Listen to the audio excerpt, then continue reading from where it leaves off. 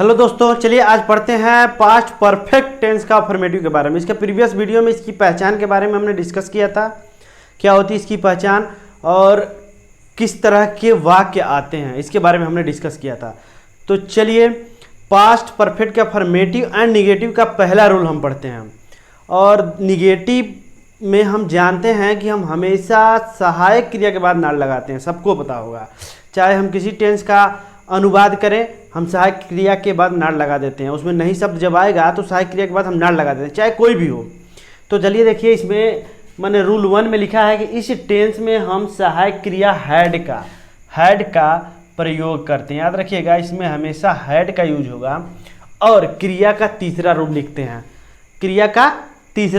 हैं, तो परफेक्ट में किसी टेंस का परफेक्ट हो, परफेक्ट में हमेशा तीसरा रूप आता है और कॉन्टिन्यूअस में हमेशा चौथा रूप आता है और परफेक्ट कॉन्टिन्यूअस में भी हमेशा चौथा रूप आता है। ठीक, तो और इंडेफिनिट में पहला रूप आता है। तो इसका स्ट्रक्चर देख लीजिए। स्ट्रक्चर में कह रहा है कि अफर्मेटिव जब रहे तो हम सब्जेक्ट लिखते हैं, हैड लिखते हैं और वर्ब की थर्ड फॉर्म लिखेंगे और ऑब्जेक्ट लिखेंगे। याद रखिएगा, जब नाट आ जाए तो हैड के बाद नाट लगा देंगे। देखिए एकदम सेम ही स्ट्रक्चर होगा निगेटिव का। देखिए एक और बना दिया हूँ निगेटिव का। देखिए यहाँ भी सब्जेक्ट है तो यहाँ भी सब्जेक्ट है, यहाँ भी हैड है तो यहाँ भी हैड है, यहाँ नाट हो गया है। तो मैंने आपको बताया कि जब निगेटिव का वाक्य बनाते हैं तो हमेशा सहायक क्रिया के बाद नाट लगा देते हैं। तो यहाँ देखिए नाट आ गया और उसके बाद देखिए यहाँ वर्ब की थर्ड फॉर्म, यहाँ भी वर्ब की थर्ड फॉर्म, यहाँ भी ऑब्जेक्ट तो यहाँ भी ऑब्जेक्ट, इसीलिए सेम है। तो अब अगली वीडियो जब बनेगी निगेटिव का तो उसमें ये दूसरा स्ट्रक्चर नहीं लिखा जाएगा, डायरेक्ट लिख देंगे अफर्मेटिव निगेटिव का एक ही स्ट्रक्चर जो आप समझ लेंगे। और सहायक क्रिया के बाद हमेशा नाट लगाते हैं, निगेटिव में तो नाट लगा देंगे। ठीक, तो देखिए कह रहा है कि मैंने यह काम पहले से ही कर लिया था। तो सबसे पहले हम सब्जेक्ट लिखेंगे। सब्जेक्ट हमारा क्या है? मैंने का अंग्रेजी होता है आई। ठीक, उसके बाद कह रहा है हैड। यहाँ देखिए हैड है, उसके बाद कह रहा है हैड, तो हम हैड लिख देंगे हैड। उसके बाद देखिए एक चीज़ ध्यान रख लीजिए, उसके बाद हम वर्ब की थर्ड फॉर्म लिख देंगे। लेकिन जब पहले से ही आ जाए, जिसकी अंग्रेजी ऑलरेडी होती है, मैंने बताया ना इसके प्रीवियस वीडियो में बताया गया है कि ऑलरेडी, बिफोर, आफ्टर, टिल, ये सारे शब्द आते हैं। ठीक, तो जब पहले से ही आ जाए जिसकी अंग्रेजी ऑलरेडी हो तो हम हैड के बाद लिख देंगे। ठीक है ना, याद रखिएगा हमेशा हैड के बाद इसको हम लिखेंगे। तो आई हैड ऑलरेडी, देखिए ये अपने आप जोड़ रहे हैं, हाँ उसमें नोट नहीं कराया गया है। आई हैव ऑलरेडी, तो ऑलरेडी हो गया। उसके बाद देखिए वर्ब की थर्ड फॉर्म करना, डू, डिड, डन। ठीक, डन। उसके बाद करा इस काम को, ऑब्जेक्ट कराना इस काम को, दिस वर्क।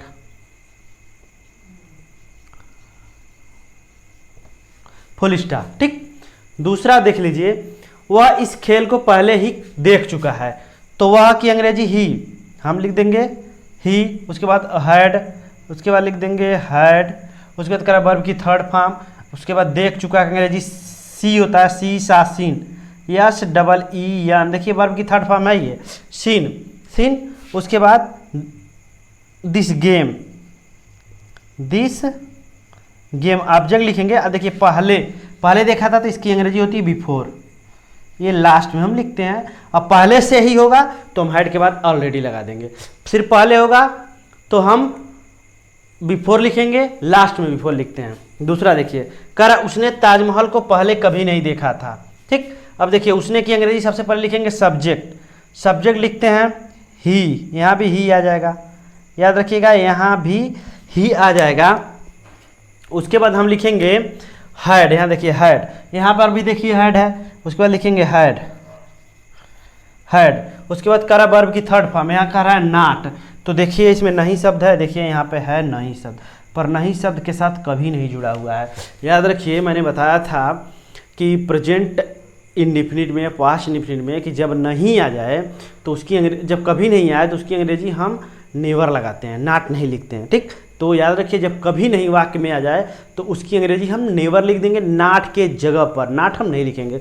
तो बस यहाँ नाट लिखा है तो हम यहाँ नेवर कर देंगे, NEVER, नेवर हो गया।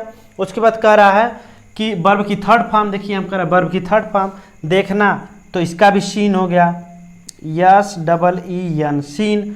उसके बाद करा ताजमहल, ऑब्जेक्ट करा तो ताजमहल किसको देखा, ताजमहल को, द ताजमहल होगा, ठीक, ताजमहल फुल स्टॉप। अब करा उसे आपका पत्र कल तक नहीं मिला था, तो उसे की अंग्रेजी हम ही लिख देंगे, ठीक। उसके बाद हैड लिखेंगे, याद रखिएगा स्ट्रक्चर देखते रहिए, हैड लिख देंगे।